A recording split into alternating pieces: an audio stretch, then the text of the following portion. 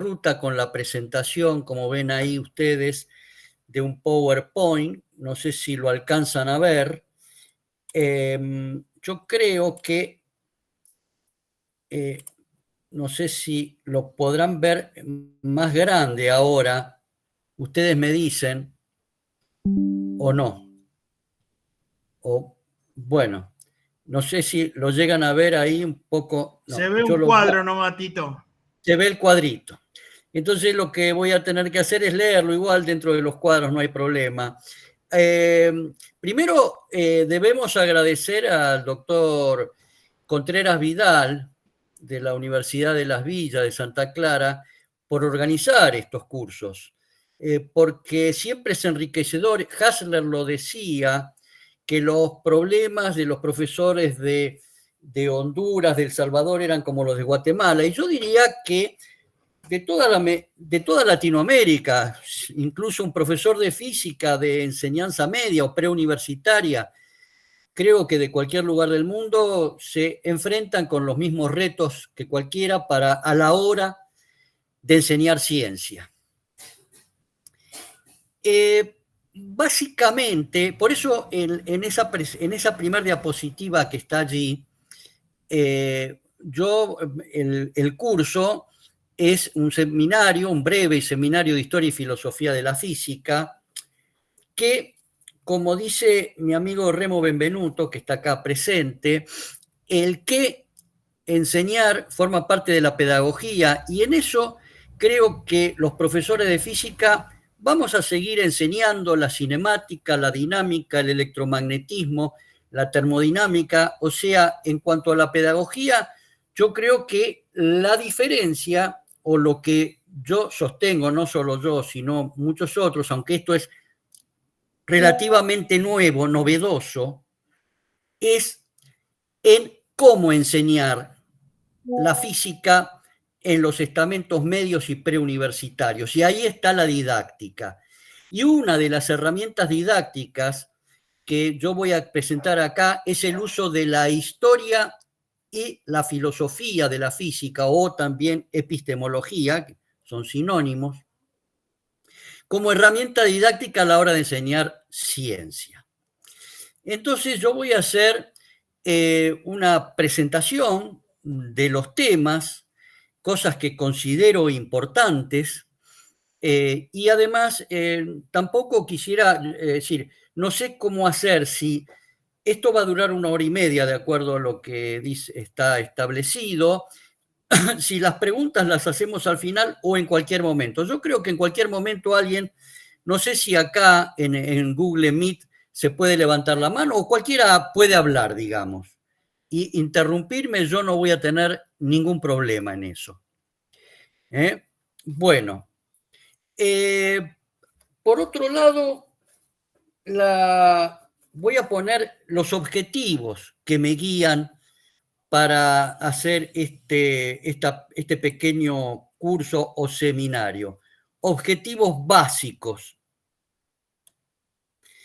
que son acá, a ver, perdón, ¿qué pasó? Uy.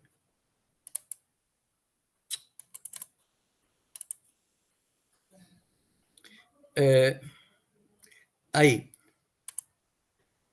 Los objetivos básicos de este seminario. Y el objetivo básico, como lo dice allí, yo después este PowerPoint se los voy a pasar a ustedes a través del grupo de WhatsApp, o sea, lo van a tener. Los objetivos básicos son justamente tratar de integrar la física como una rama más de la cultura humana cuando uno enseña en los estamentos medios y preuniversitarios. Y yo investigando, yo soy profesor de física hace 50 años o más, pero hace unos 25 años más o menos, en la mitad de mi carrera, me di cuenta que estaba omitiendo algo. Justamente también acá el colega Remo es el autor de la teoría de la omisión. Y estaba omitiendo que la historia del desarrollo de las ideas contribuye mucho a entender la idea.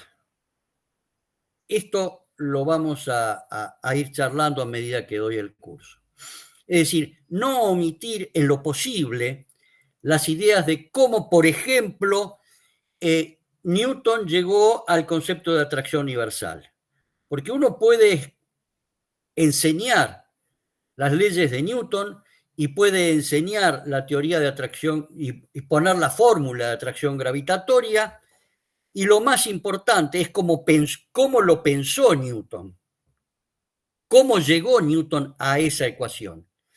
Esto es lo que yo creo que de esta manera van entendiendo cuál es mi objetivo final. Pero no en todos los casos se puede hacer. Yo encontré algunos, una lista de más o menos 15 casos, 15 temas en los que haciendo una presentación histórica se contribuye mucho en la didáctica de la enseñanza de la física. Fundamentalmente esos temas ahora yo los voy a poner acá. Voy a seguir la presentación diciendo, y esto quizás ustedes acá lo pueden ver. ¿Ustedes ven el recuadro que está arriba a la derecha, que está, o sea, mi presentación PowerPoint, donde dice en chiquito, pero se ve las tres físicas? ¿Eso lo pueden ver? No se lee, Tito. Es muy chico el cuadro. Es muy chiquito el cuadro. Yo quiero ver esto. ¿De qué manera yo podría aumentar? De vuelta voy, ¿eh? A ver. Ahora. No cambia, Tito. No cambia. Ahora. Tampoco. No, sigue igual. Cambió. ¿Cómo? Ahí cambió. Sigue igual, doctor. O sea. Acá yo lo veo. A la izquierda está grande. Ah, sí. Ah, bueno. Ya se está viendo mejor, doctor. Ajá. Bueno. Mire, ¿Ustedes ven ahí? Vicente. Sí. Ahora se lee. Le voy a aconsejar lo siguiente. Sí. Desde la Universidad de San Carlos nos están apoyando muchísimo con estas actividades y casi siempre lo mejor es mandar el Power con antelación, en este caso al doctor a Hasley, ¿verdad? Y que ellos sean lo que te presenten el Power desde allá. Ah, bueno.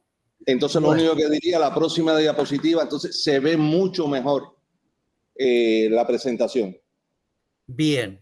Pero ahora se está viendo bien, mejor. Bueno.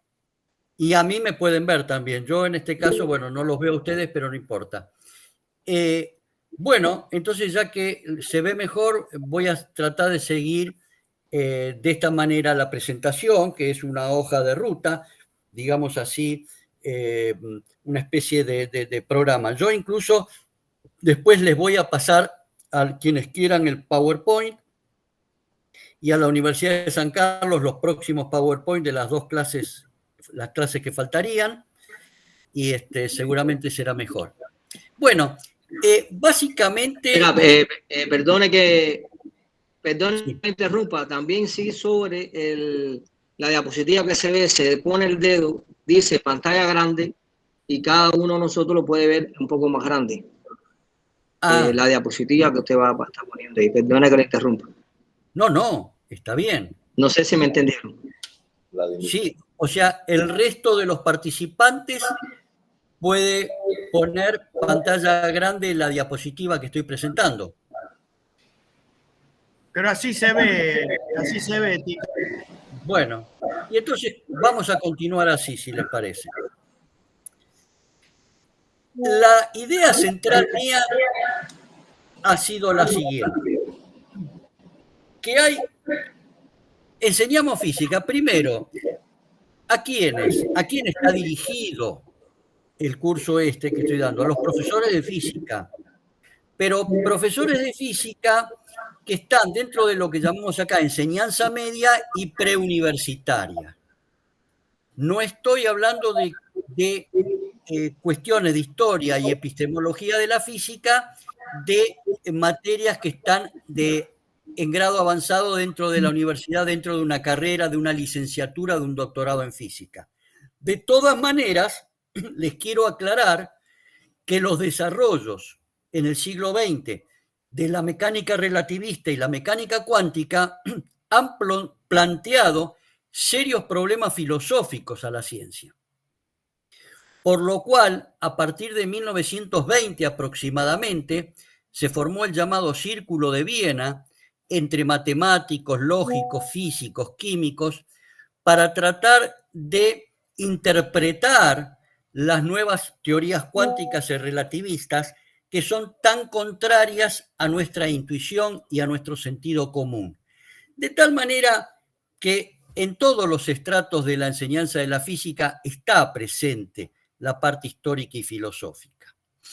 Y justamente yo creo que un profesor de física debe enseñar fundamentalmente la parte conceptual, las grandes leyes, los grandes principios, y además no perder, esa es mi contribución acá, estoy abierto a las críticas, enseñar pocas cosas, pero enseñarlas muy bien. Y esas pocas cosas las tenemos que seleccionar, ¿no es cierto? Es decir, generalmente se enseñan los principios de la dinámica, estoy dando un ejemplo, en una clase, cuando uno podría enseñar a fondo los principios de la dinámica y no tendría por qué preocuparse si tardó un mes entero en desarrollar eso. Porque es un pilar fundamental de la física, como la energía y como los principios de la termodinámica o los principios del electromagnetismo. Es decir, la parte conceptual es la importante, porque la parte operativa, como pueden ver ahí ustedes, la parte operativa, bueno, es el laboratorio, son los problemas, son las preguntas. Pero acá tenemos un desafío muy interesante que se ha planteado justo en una de las últimas reuniones de profesores de física que se hizo aquí en la Argentina, este mes, a principios del mes de octubre, que es la irrupción de la inteligencia artificial y los desafíos que plantea la inteligencia artificial, también el ChatGPT y eso, o sea, las nuevas tecnologías en la enseñanza de la ciencia. ¿Por qué? Porque yo le doy a la inteligencia artificial, el alumno le pone un problema a la inteligencia artificial y se lo resuelve. Es decir, y yo no le puedo prohibir al alumno que use la inteligencia artificial.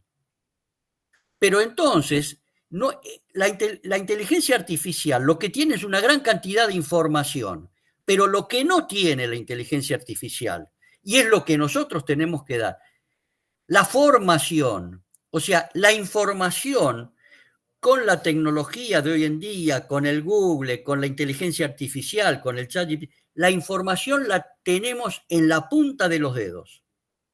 Pero lo que fundamentalmente tenemos que darle formación al alumno. Y la formación viene dentro del campo conceptual, más que dentro del campo operativo. Ahora, para poder formarlo realmente dentro del concepto, por ejemplo, como dije antes, el concepto de atracción gravitatoria. Yo no puedo decir simplemente que Newton vio caer una manzana y entonces pensó que la Tierra trae la manzana y en función de eso sacó, porque no es así. Porque además de ser un mito, o aunque no lo sea, eso solo no contribuye a entender mejor la atracción gravitatoria universal, sino a través de cómo se pensó la atracción gravitatoria universal desde Aristóteles, cómo la pensó Descartes, cómo la pensó Newton y cómo la terminó pensando Einstein, que son 4 formas distintas de entender por qué cae un cuerpo. Y plantean problemas y concepciones de visiones distintas de la naturaleza. Y eso es formar al alumno. Después, yo lo voy en otra clase, va a tener que ser sobre el tema, por ejemplo, de la gravitación universal. Pero esto doy estos ejemplos para que me vayan comprendiendo. Es decir, si la física, siempre cuando entro al aula a enseñar un determinado tema, es importante el concepto, no dejo en absoluto, no dejo totalmente, no voy a hacer que no le vaya a hacer ningún problema. No, lo voy a hacer, por supuesto, iré al laboratorio, la parte operativa. Pero la parte conceptual y la histórica y filosófica de cómo se desarrollaron los conceptos físicos, entiendo que es lo más importante. ¿Y por qué lo digo esto? Lo digo fundamentalmente porque cuando uno entra a un aula de enseñanza media y preuniversitaria, esos alumnos que tenemos nosotros al frente, ¿van a seguir física todos? ¿Van a seguir ingeniería todos? ¿Van a seguir profesorado de física todos? No, una minoría. La mayoría se dedicará a otras cosas, medicina, derecho, o directamente después de la escuela media no puede no seguir estudiando ninguna otra especialidad. Entonces, ¿para qué estoy enseñando física? Si la mayoría de esos alumnos en la enseñanza media no la van a usar luego. La tengo que enseñar para los que la van a usar, pero también tengo que tener en cuenta para quienes no la van a usar. Y que después de terminado el curso, después de unos años, yo encontraba a algún alumno mío y decía, ¿ay, te acordás? No, la verdad, profesor, yo no me acuerdo nada. En fin, me acuerdo que me hacían hacer unos cuantos problemas, tenía que despejar términos, no, eso. Y entonces lo importante es que estos 3 puntos, lo conceptual, lo operativo y lo histórico y filosófico, ninguno se debe omitir, pero yo hago hincapié en lo conceptual y en lo histórico y filosófico. Esto, ¿qué es la filosofía y la historia de la ciencia? Es una metaciencia. Es como la ciencia es un objeto que está allí y un filósofo de la ciencia se dedica a analizar, y la historia de la ciencia, cuál ha sido el desarrollo de las ideas. Y también está la sociología de la ciencia, porque de alguna manera la ciencia no es una campana de cristal que está alejada de la sociedad, en absoluto.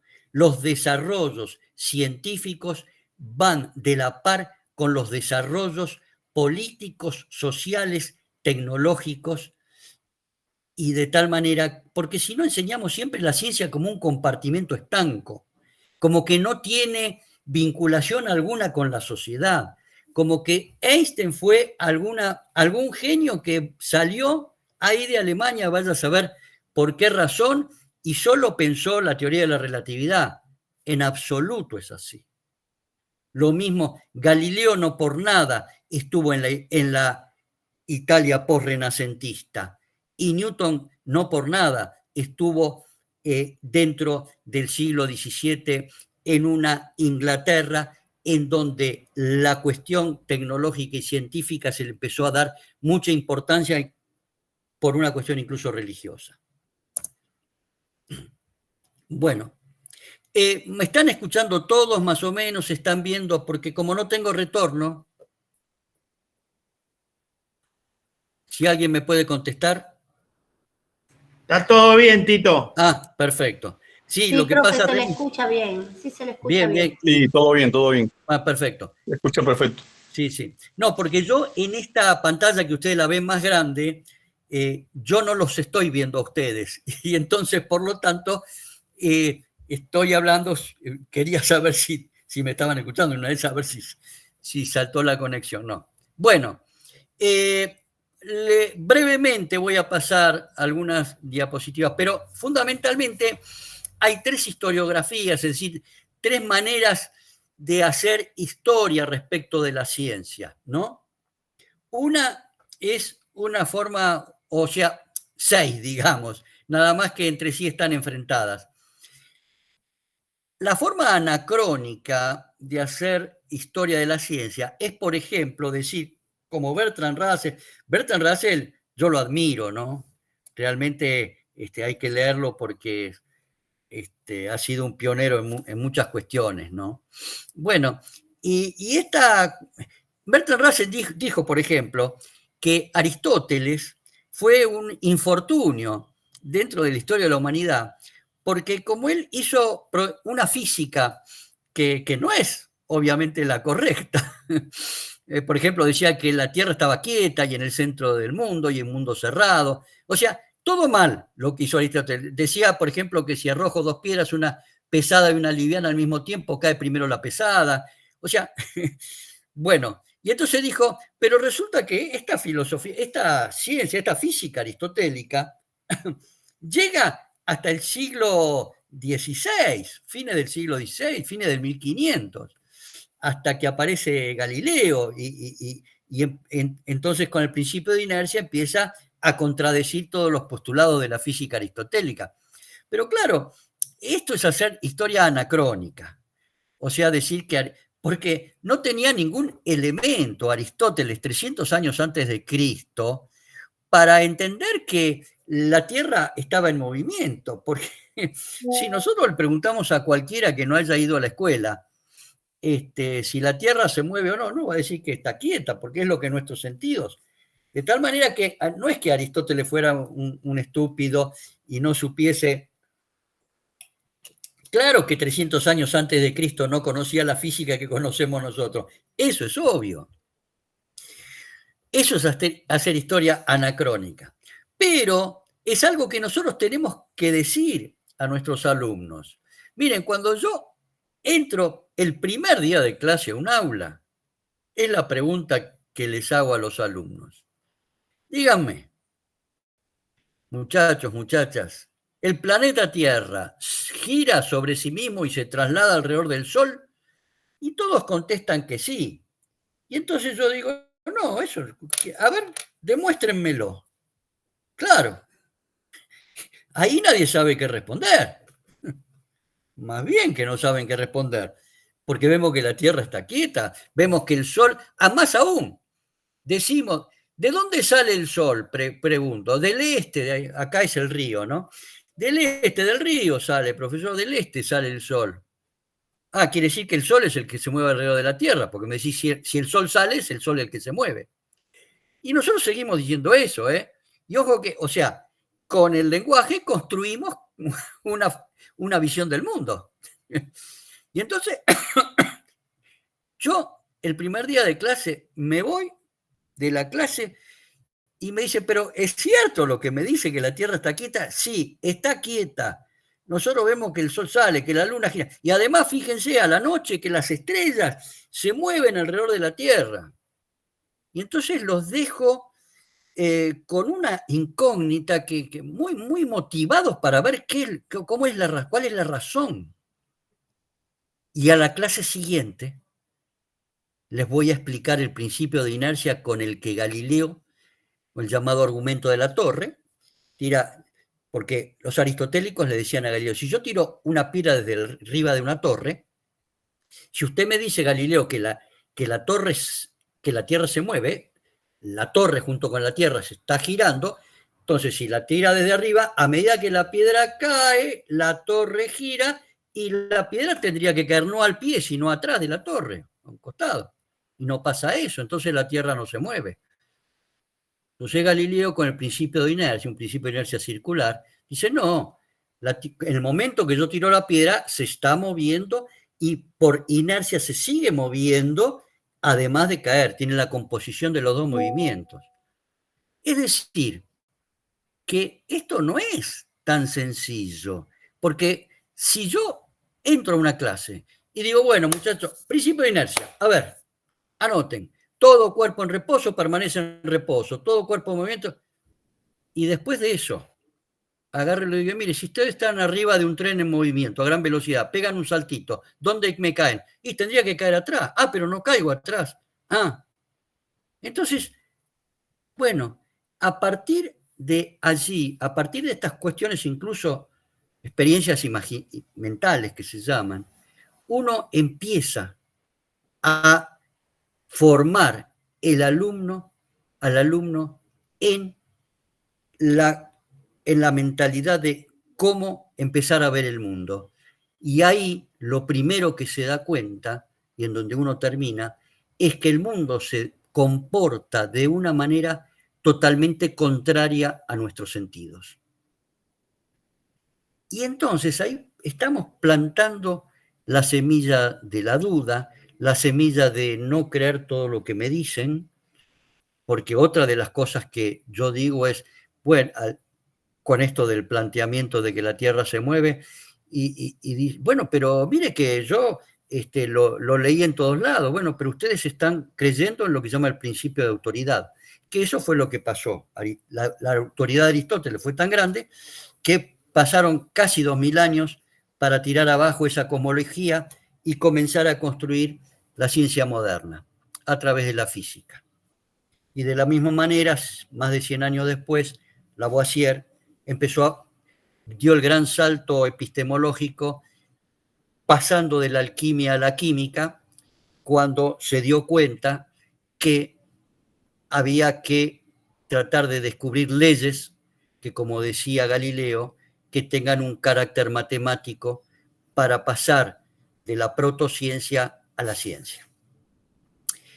La historiografía diacrónica, es decir, aquella que dice, no, Aristóteles no era un tonto, no fue de ninguna manera un infortunio de la raza humana, no, Aristóteles construyó en su momento con lo que había, con lo que sabía en ese momento.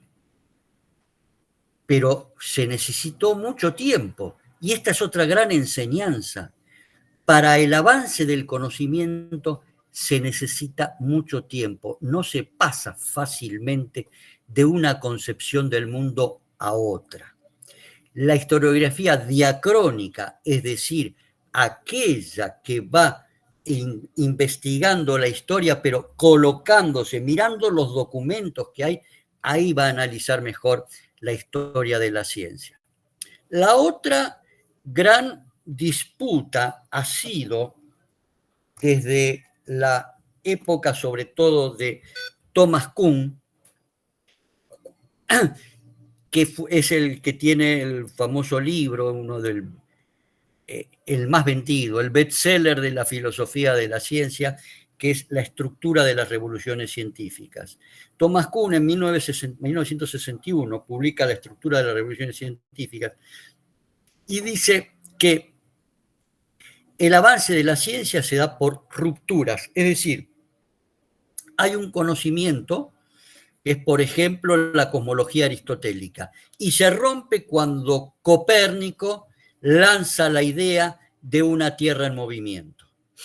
Pero Copérnico no tenía un solo argumento a favor, ahora se los digo, a favor de que la Tierra se estuviese moviendo. Un solo argumento tenía.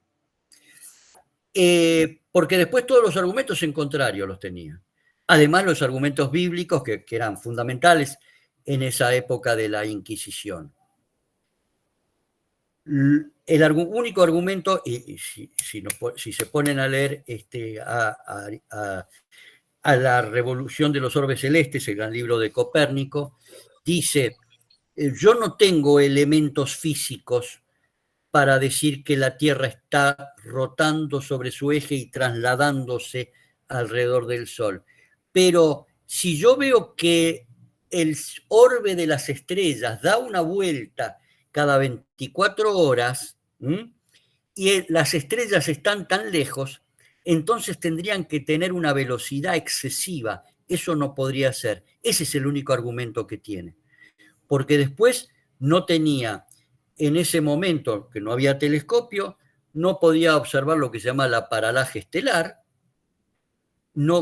que da cuenta del movimiento de traslación alrededor del Sol, no podía observar las fases de Venus, que es un planeta interior, y además de eso no podía explicar el argumento de la Torre hasta que vino Galileo, y además tenía en contra que en el Antiguo Testamento, en varios lugares, dice explícitamente que Jehová creó al mundo y lo colocó fijo en el centro del universo. De tal manera que lo único que pudo hacer es decir, hago esta suposición, esta teoría, porque suponiendo que la Tierra se mueve, todos los cálculos de posición planetaria me dan mucho mejor. simplemente. Dice entonces Thomas Kuhn que a partir de Copérnico se produce una ruptura y el mundo medieval y antiguo queda atrás en su concepción. Y la otra gran ruptura... Hola, ¿alguien quiere decir algo? Porque... Y la otra gran ruptura se va a dar en el año 1900, precisamente el 14 de diciembre, cuando Max Planck plantea el inicio de la revolución cuántica, donde postula fundamentalmente que la energía no es un continuo, sino que está discretizada. Y 5 años después, 1905, la otra revolución relativista con Einstein. Y que la ciencia avanza, nos dice Thomas Kuhn, a través de revoluciones científicas, rupturas con todo lo anterior, con el paradigma anterior. Finalmente, la otra consideración. Perdón por interrumpir. Buenas tardes. Me parece que Carlos tenía el micrófono activo y por eso al profesor le hace un eco. Tenemos que tratar de no tener esa situación. Perdón. Ok, gracias. Gracias. Y la otra historiografía,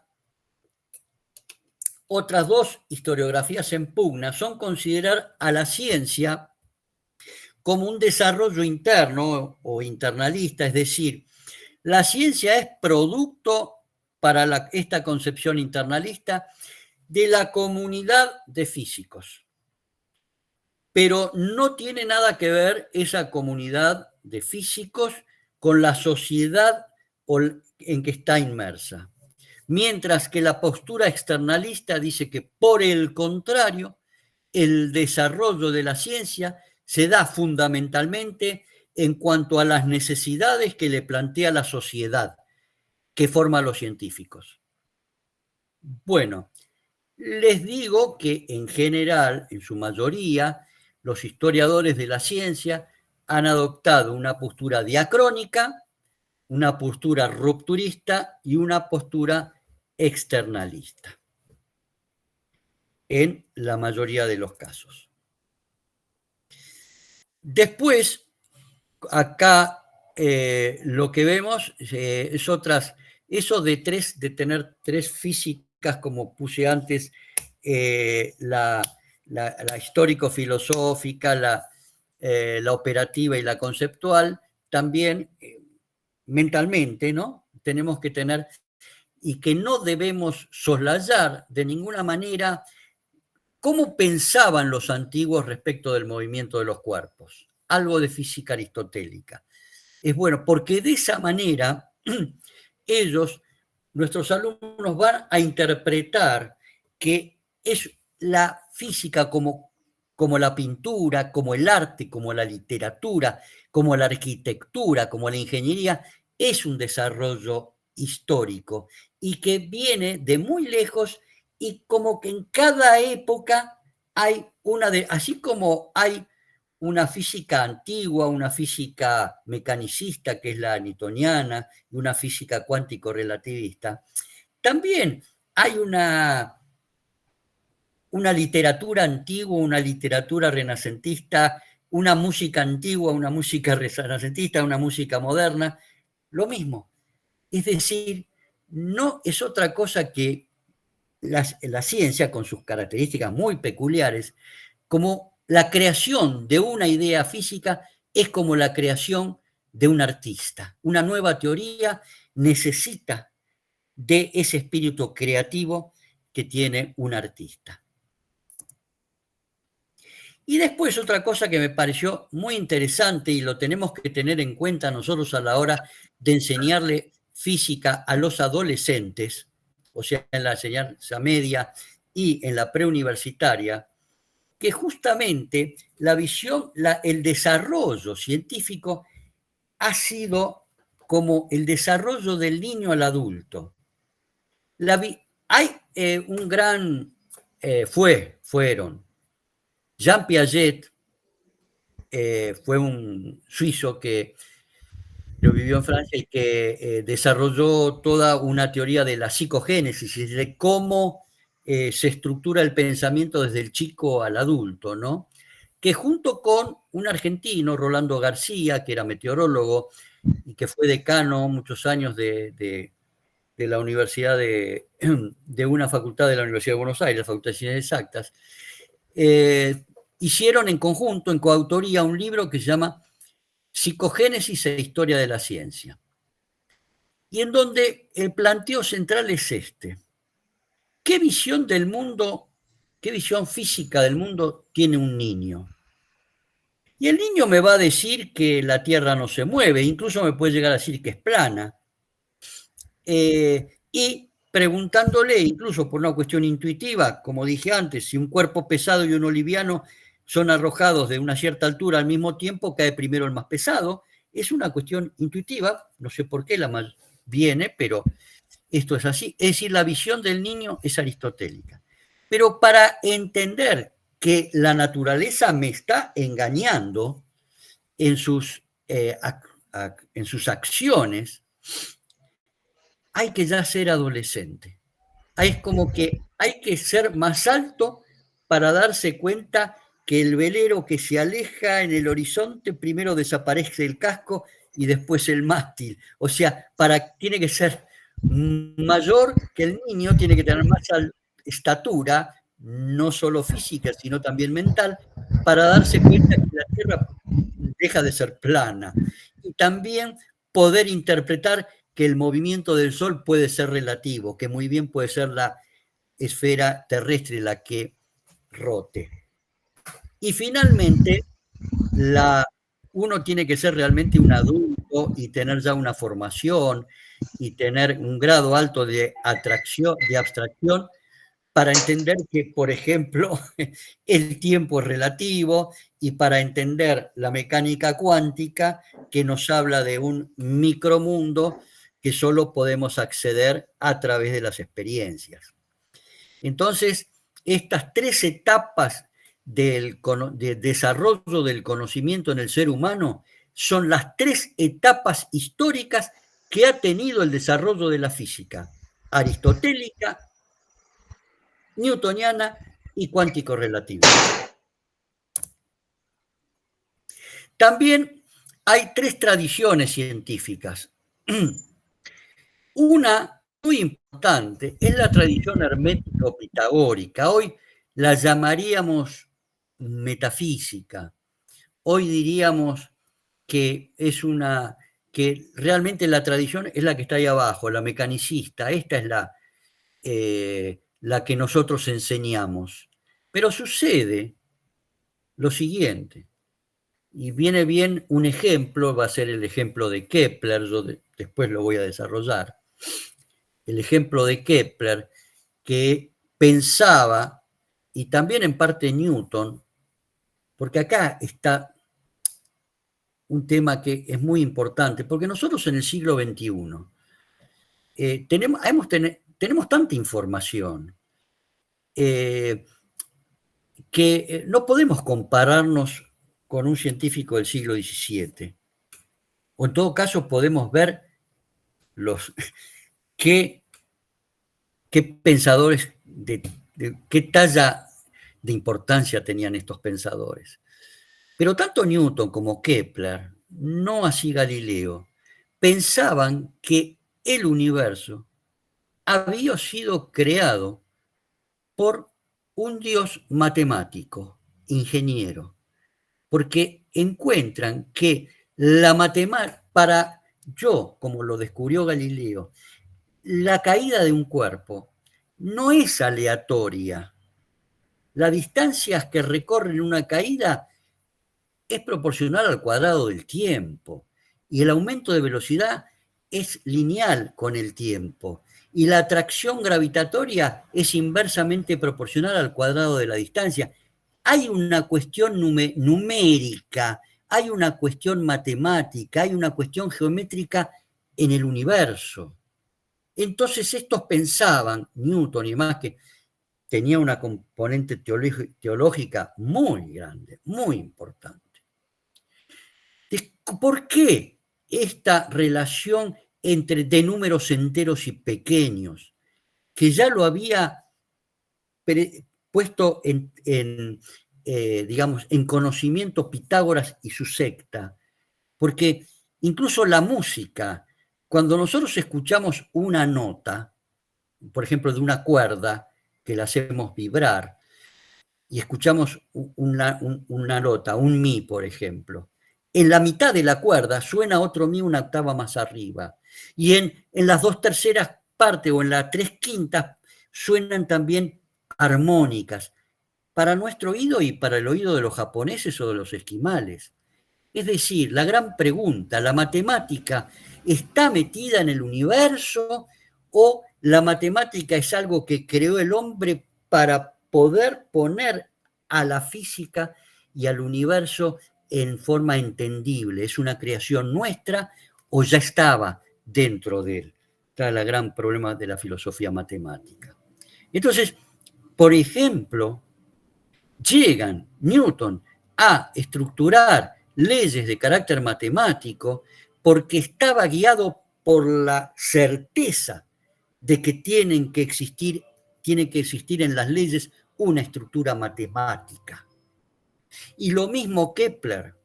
Si ustedes se fijan en la tercera ley de Kepler, la tercera ley de Kepler nos dice que la relación entre el cuadrado del período de cualquier planeta alrededor del Sol y la distancia promedio al cubo es una constante universal que es igual para todos los planetas, de nuestro sistema solar, de cualquier sistema solar. Es una maravilla eso, la tercera ley de Kepler. ¿Y cómo llegó Kepler a eso? Si no es previo, Kepler murió antes de que nazca Newton. Entonces, ¿cómo? O sea, antes de la ley de Newton y antes de la ley de la fuerza centrípeta que estructura Huygens, que con esas leyes nosotros enseñamos la tercera ley de Kepler. ¿Y cómo llegó Kepler a eso? Después de más de 20 años por prueba y error de hacer relaciones numéricas de números enteros y pequeños con los datos que tenía de Tycho Brahe de las posiciones planetarias. Porque estaba convencido de que tenía que haber una estructura de relaciones de números enteros y pequeños, como decía Pitágoras. Por eso llegó, no por ningún método científico. Y estas son cosas que hay que decir, porque también la ciencia se ha construido en base no solamente a un razonamiento muy estructurado y haciendo experiencias. Sí, se ha construido también en el laboratorio, pero también se han construido de otras maneras. Como dicen que Mendeleev en un sueño creó su primera estructura de tabla de los elementos, ¿no? Bueno, la tradición organicista aristotélica es creer que el mundo es como un organismo vivo. Esto en el siglo XX fue nuevamente, los biólogos por ahí más están con esta tradición, entre la organicista o la mecanicista, en donde hay dos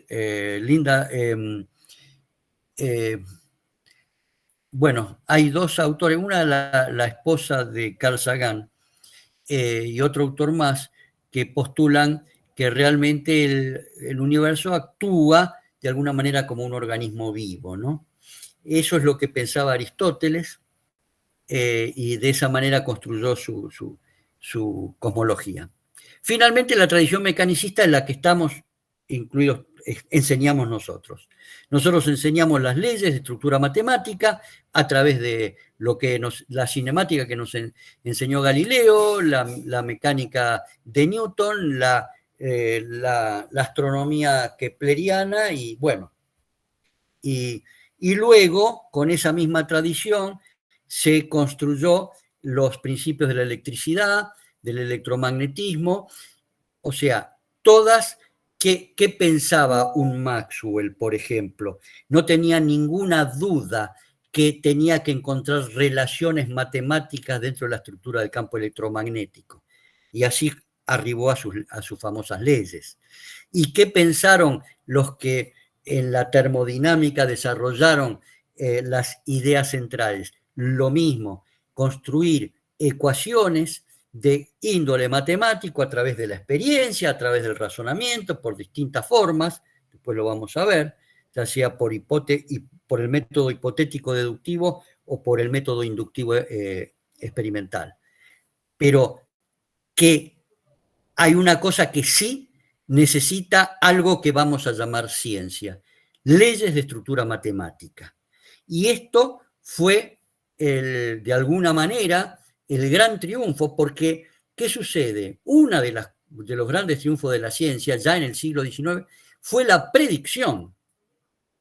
Laplace le había dicho, creo que a Napoleón, dice, mire, si yo conozco dónde están todas las partículas del universo y en qué posición están, a partir de ahí yo voy a deducir dónde van a estar y dónde estuvieron, que es lo que uno puede hacer en la astronomía planetaria. Uno puede deducir dónde estuvo el planeta o dónde va a estar. O sea, por ejemplo, sabemos que si la Biblia habló de la estrella de Belén, bueno, creo que sabía que, no sé si era el cometa Halley o algún otro. Es decir, la predicción es el arma fundamental de la ciencia. Esto es un triunfo muy importante y que tenemos que recalcar en el caso de nuestros alumnos, con la salvedad de decir que no es exactamente la física una ciencia exacta, sino que es una ciencia natural, de tal manera que, sobre todo, a partir de la termodinámica y, por supuesto, las nuevas teorías cuántica y relativista, y sobre todo en la termodinámica, se usa mucho la cuestión probabilística, que sigue siendo de estructura matemática. Bueno.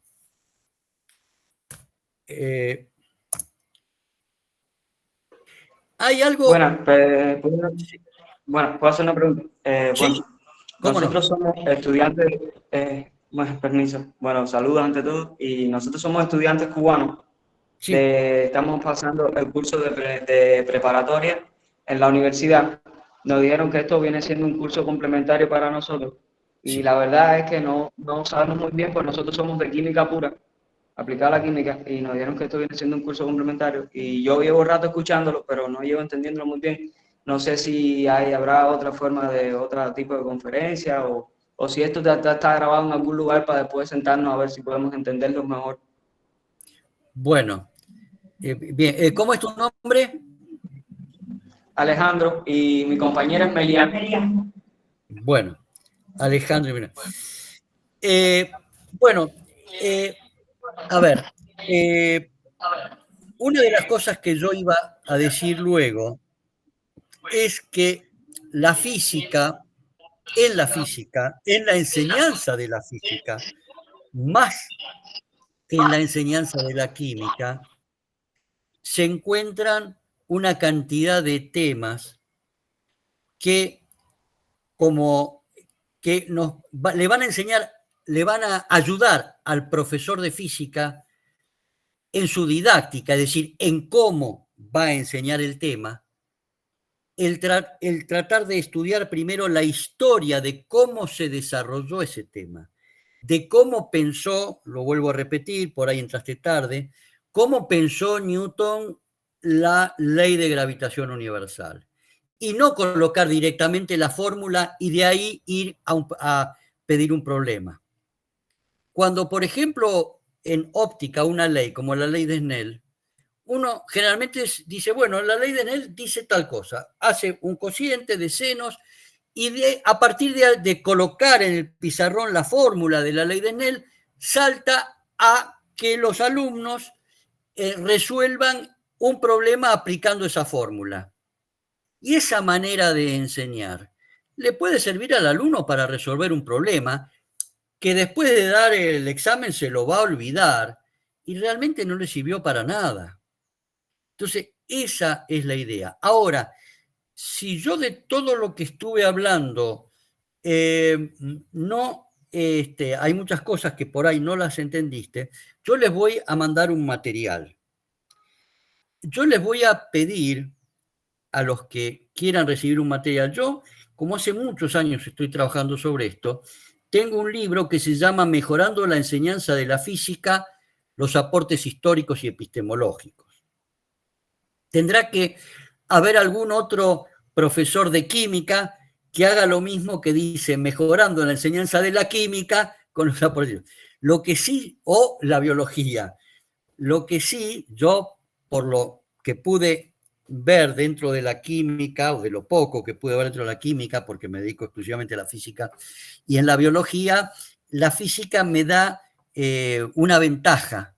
Tiene muchos temas en donde le podemos sacar mucho el jugo a la historia y filosofía de los temas, tanto sea en óptica, en termodinámica, en mecánica.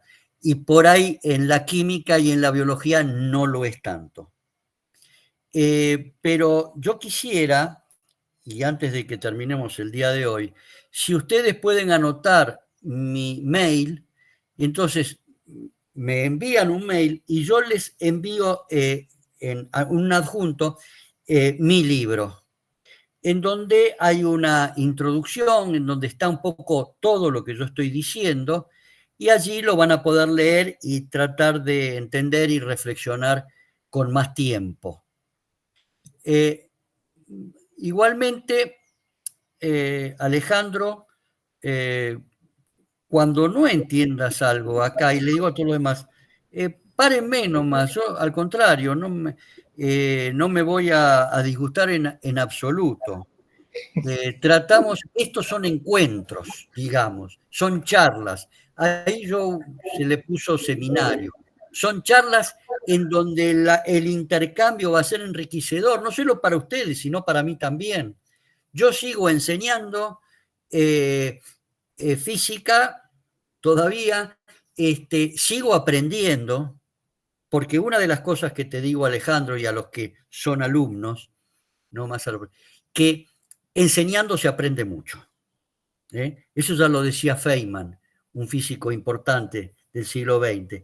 Sí, decía, si uno quiere entender, si el profesor quiere entender bien una teoría, tiene que enseñarla una y varias veces para tratar de entenderla. Y para mí me dio resultado eso. Yo aprendí más física una vez que me recibí de profesor, enseñando que porque cuando estudié para recibirme de profesor, estudiaba para aprobar los exámenes. Pero estudiar para aprobar los exámenes no significa llegar a una profundidad de cosas. Bueno. Una pregunta, Alejandro. ¿Vos estás en Santa Clara? Sí, estoy en Santa Clara, en la Universidad ¿Del PRE de Santa Clara? De las Villas.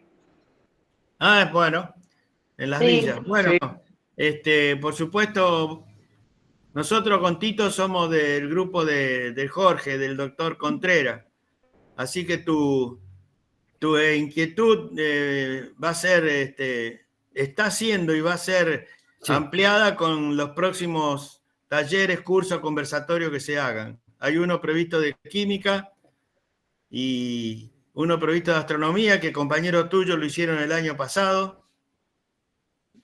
Así que, ¿me escuchás?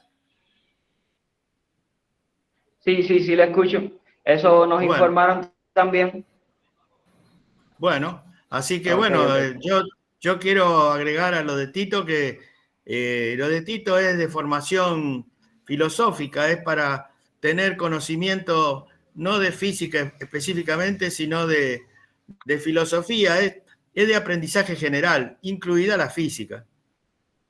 A través de la física, diría yo. ¿No es cierto, Tito? Sí, es usar como herramienta didáctica la historia y la filosofía de la física. Usarla como herramienta didáctica para tratar de que todos los temas, no todos los que, solo algunos, hay temas muy importantes que no se puede obviar, no se puede omitir el desarrollo histórico y de cómo lo pensaron. Cómo lo pensaron es la parte filosófica, cómo lo desarrollaron. Y la historia me va a ayudar mucho a descubrir cómo fue pensado. Y lo que sí digo, porque yo acá estoy haciendo para todos, pero para vos, Alejandro, en particular, y tu compañera, una presentación. Y pienso en la próxima charla ir a un caso específico, por ejemplo. Bien. Para incluso, les digo a todos, y te lo digo a vos, Alejandro, también, si ustedes en YouTube ponen Vicente Menéndez, principio de inercia, buscando en YouTube, van a ver una charla de 5 minutos o 8 minutos mía, donde desarrollo el tema de cómo llegó Galileo al principio de inercia. Y además, les paso, ya que estoy acá, mi mail, el Gmail, que es Tito Menéndez, con Z, 411, @gmail.com. Si me escriben allí, Tito Menéndez, 411. ¿Me puede repetir el número de email? Tito Menéndez, todo junto en minúsculas. Tito Menéndez, Tito Menéndez 411, 411, Tito Menéndez 411, @gmail.com. Sí. Entonces, si me escriben ahí, entonces yo les voy a adjuntar el contenido de mi libro, donde está mucho más que lo que estoy diciendo aquí, por supuesto. Y bueno, bueno, nosotros estuvimos a fines de marzo, principios de abril, con el profesor Remo Benvenuto, que está ahí hasta acá presente, en la Universidad de Las Villas, y estuvimos dando unas charlas. Él había estado antes dando charlas sobre astronomía, muy interesante. Bueno, Ernest Mach, primero, que también es una cosa que hay que decirle a los alumnos, que la ciencia se equivoca y no ofrece verdades absolutas. Lo que se pensó históricamente en un momento no es lo que pensamos ahora. Por ejemplo, para ser en esto muy puntual, la mecánica de Newton es solo una aproximación. La seguimos enseñando porque es una muy buena aproximación a la realidad, pero en realidad la mecánica relativista y la mecánica cuántica son mucho más precisas y exactas para el mundo microscópico y el macroscópico. De tal manera que la ciencia, como siempre yo digo, es una aproximación a la verdad, pero asintóticamente, es decir, como que no llega a tocarla nunca. Miren, ya Platón decía que la verdad habita en las profundidades. Ernest Mach, físico de fines del siglo XIX, murió a principios del siglo XX, siempre le dio importancia. Dice que la teoría científica solo puede comprenderse bien si se comprende su desarrollo histórico.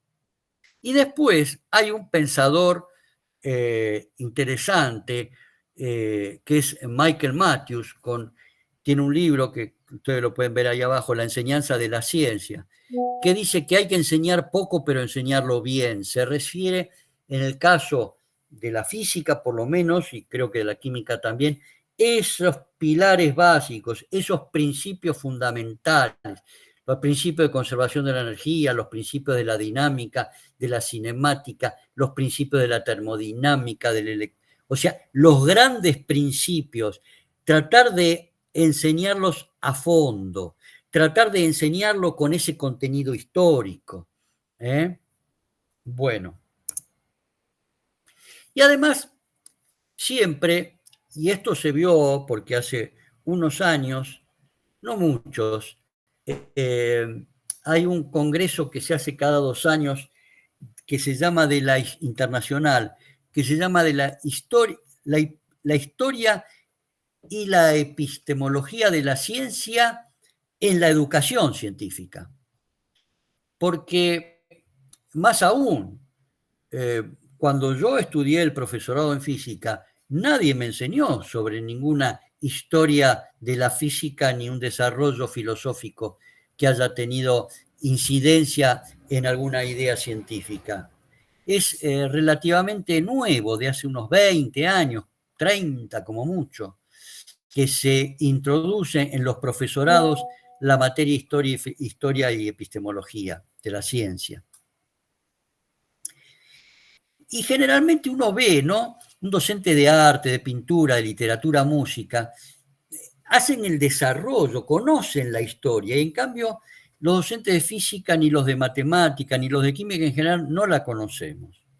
Eso es lo que me ha impulsado a mí, por lo menos dentro del área de la física, el tratar de hacer el hincapié que tenemos una herramienta didáctica importante y que no hacemos uso de ella.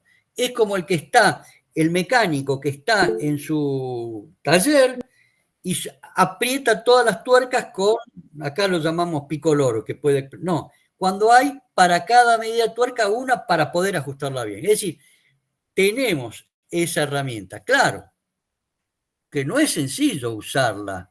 Si yo tuve que investigar bastante, me tardé mucho en encontrar los temas en donde, haciendo uso de la historia, lo puedo usar eso para mejorar la enseñanza de ese tema. Precisamente en mi libro van a encontrar unos cuantos casos. Y acá viene una pregunta que al poco tiempo de recibido, y esto lo comenté al principio de la charla, al poco tiempo de recibido, resulta que fui a la primera reunión de profesores de física en la Argentina, fue en el año 1978, en una provincia argentina, en la Universidad de San Luis, en donde había un físico importante argentino, el doctor Maistegui, y se le hizo la siguiente pregunta. Un profesor le dijo: doctor Maistegui, ¿para qué enseñamos física en el preuniversitario y en la enseñanza media? Acá se llama secundaria también. Y a mí me pareció que era obvio. Yo enseño física para despertar vocaciones, enseño física porque algunos van a seguir ingeniería y van a tener física y van a necesitarla, otros van a estudiar alguna ciencia. O sea, me parecía tonta la pregunta. Y el doctor Maistegui me dijo a todos los presentes allí, dice: ¿ustedes se creen que todos si entran a un aula de enseñanza media van a ser todos futuros científicos, futuros ingenieros, futuros docentes de ciencia? Entonces ahí dijimos: y no, la mayoría no. ¿A quiénes? Van a ser ciudadanos. Y entonces, ¿uno qué está formando? Un ciudadano. Y hay una diferencia entre un ciudadano y un habitante. El ciudadano de un país respecto de un simple habitante, el ciudadano tiene que tener conciencia y tiene que, cuanto más conocimiento tenga, va a ser más responsable para tener un pensamiento crítico, propio, para poder tener capacidad de elección. ¿Qué elijo? ¿Voy a seguir ciencia? ¿Voy a seguir medicina? ¿Voy a seguir derecho? ¿No voy a hacer nada y me voy a dedicar a ser un mecánico? Bueno, entonces tiene que ser, además la física que enseñamos, tiene que ser integradora. Y para ser integradora, la historia de la física es una herramienta muy importante. Sin decir nada, la estamos integrando a la cultura general de la humanidad. ¿Y por qué? Y esto lo dijo también el doctor Maistegui. Fíjense que en general enseñamos la ciencia o la física como si fuera un producto terminado, pero no, es un proceso. Y no hay forma de enseñar ese proceso si no se conoce la historia de cómo se desarrolló. Finalmente, aquí hay una idea que también el doctor Contreras Vidal, yo había charlado con él y él me lo dijo también, que la historia de la ciencia que enseñaron es eurocéntrica, pero esto nos desafía. Y aquí va. Hay que estimular a los alumnos a investigar sobre el álgebra hindú, la astronomía árabe, la matemática maya, la astronomía maya, los conocimientos de las culturas americanas precolombinas, la ciencia en Oriente, etc. ¿Por qué no se desarrolló la ciencia en China cuando estaba para el siglo XVI mucho más avanzado que Occidente? Entonces, y acá, y esto va para, también lo ha dicho y creo que ahí en Guatemala, creo que tienen, para en general los latinoamericanos, tenemos casi el deber de investigar un poquito sobre las culturas precolombinas. Y, por ejemplo, los mayas tenían el 0 en su matemática, que no lo tenían los griegos. ¿Y por qué no tenían los griegos el 0? Los griegos no tenían el 0 porque desde Aristóteles pensaban que el universo estaba lleno, ¿no? Ahí entre la luna y el sol y las estrellas hay éter. No hay vacío, el vacío no existe. La nada no existe, por lo tanto el 0 no existe.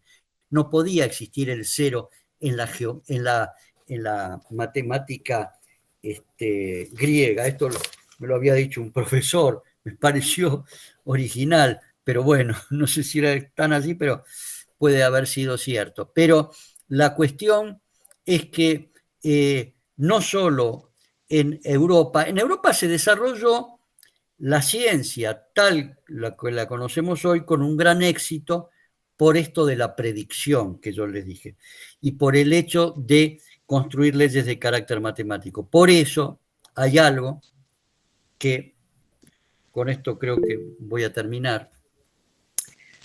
¿Cuál es el...? Profe, perdone, le interrumpa. Sí. Perdone, le interrumpa porque está hablando de terminar, ¿no? Antes, bueno, mi nombre es Senia, yo soy cubana y estoy conectada desde Ecuador, porque vivo en Ecuador. Soy física, fui estudiante de Contreras y de algunos que están acá. Muy interesante lo que nos está explicando, profe. Yo les voy a pedir que antes de que se acabe la charla del profesor, tomemos un momento para todos activar la cámara y poder hacer un capture para la publicidad, es decir, para dar a conocer lo que aquí ha estado aconteciendo, ¿ya? Y, profe, no hemos activado todos la cámara, a veces es un poco incómodo para quien da la charla, porque también se afecta la conectividad. Entonces, por eso hemos estado aquí un poco ausentes. No, pero igual, ¿cómo es tu nombre? Senia. Mira, por eso no hay problema, porque para yo presentar este PowerPoint y que ustedes lo vean más o menos grande, en mi pantalla yo no los veo a ustedes. Ya, sí. Así que no hay problema. Así, quienes desactivaron la cámara, yo no me doy cuenta. Ahora sí, después vamos a hacer una cosa. Faltan 15 minutos para las 4 que tendríamos que terminar. En 5 minutos ya vuelvo, saco el PowerPoint y hacemos los 10 últimos minutos de una charla amable entre todos y preguntas. Gracias, profe, gracias. No, gracias. Por favor, gracias a ti. Bueno, de tal manera que, bueno, es un problema que a mí me lo recalcó el profesor Contreras, y tiene mucha razón, y justamente uno de los artículos que escribí fue la ciencia en China, ¿no? Bueno, finalmente, ¿cómo usarlo? Porque todo muy lindo lo que yo pude haber dicho, pero ¿cómo lo ponemos en concreto esto? Bueno, lo vamos a poner en concreto a partir de la charla que viene, donde voy a tomar algunos ejemplos, ¿no? Yo les estaba diciendo ahí algo que dijo Galileo en un pequeño librito que se llama el Saggiatore. Ensayador significa, el ensayador era como una pequeña balanza en Italia en aquel momento.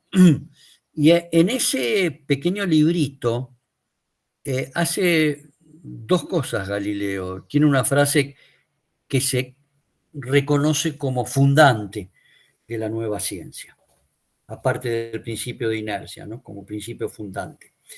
En ese pequeño librito, el Saggiatore, está escrito en italiano.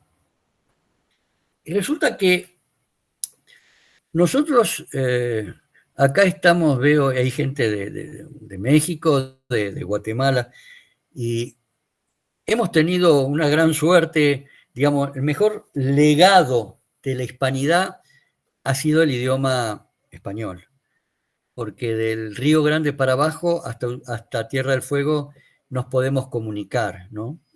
Y con mucha soltura, eso es una gran herencia que hemos tenido, buena en este caso. Y yo creo que cuando Galileo escribe en italiano, lo hace para hacer divulgación científica. En ese librito escrito en italiano, porque el latín era, por los romanos, que fue la primera globalización, era lo que se hablaba, digamos, en todas las universidades, en Oxford, en Florencia, en París, en Cracovia, en Lisboa, en todas las universidades se enseñaba el latín, era la lengua. Es decir, por ejemplo, Galileo se carteaba con Kepler, pero Kepler era alemán y Galileo italiano, pero sí, porque ambos en latín. Newton y Leibniz alemán, Newton inglés, pero en latín. ¿En qué está escrito el gran libro de Newton, Principios Matemáticos de Filosofía Natural? Principia Mathematica Philosophia Naturalis, en latín. El latín era la lengua universal de la Europa renacentista y posrenacentista también. Entonces esa también fue una gran ayuda que hubo para los filósofos naturales de ese momento. Acuérdense que la palabra ciencia, científico, es de mediados del siglo XIX. No tiene más de 150, 180 años. No llega a tener 200 años la palabra científico. Es filosofía natural. Es decir, alguien que reflexiona acerca del comportamiento de la naturaleza y trata de entenderla.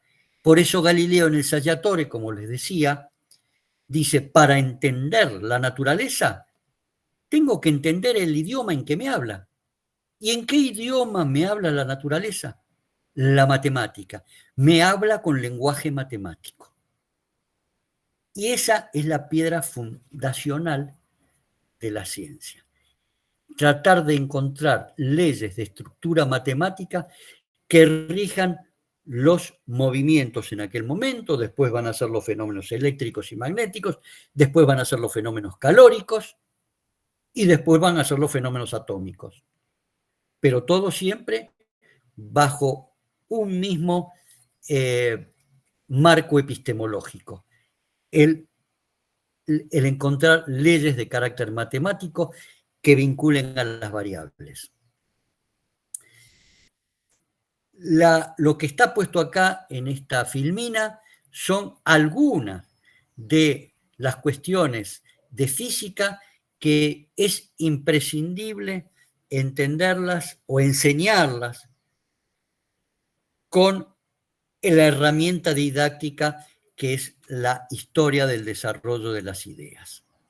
Generalmente se enseñan todos estos, por lo menos yo siempre lo enseñaba, cualquier profesor de física, escribiendo fórmulas sobre el pizarrón, deduciendo algunas, dando problemas.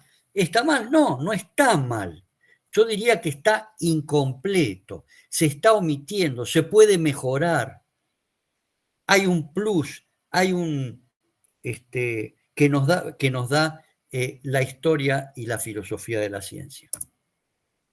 Y también, creo que esto ya para finalizar, hubo muchas teorías erróneas, por eso aquello de que la ciencia también se equivoca. Y las teorías erróneas no se enseñan, pero en química, por ejemplo, no enseñar la teoría del flogisto, que fue una teoría, si bien errónea, pero fue fundamental para poder descubrir el oxígeno. Entonces ahí también se está omitiendo algo que es una herramienta didáctica importante. La teoría del calórico, errónea, pero que me sirve para introducir el concepto de calor y temperatura. Las teorías de las mareas de Galileo, erróneas. Recién con Newton aparecen las teorías de las mareas por atracción gravitatoria del Sol y de la Luna. Descartes, el gran filósofo y matemático y físico francés, para él era fundamental encontrar las leyes del choque de cuerpos, después le voy a decir por qué, y puso todas las leyes erróneas, porque consideraba la cantidad de movimiento no como un vector, sino como un escalar. Huygens, un genio que desarrolló la teoría ondulatoria de la luz, y hizo una teoría gravitatoria errónea, porque seguía a Descartes.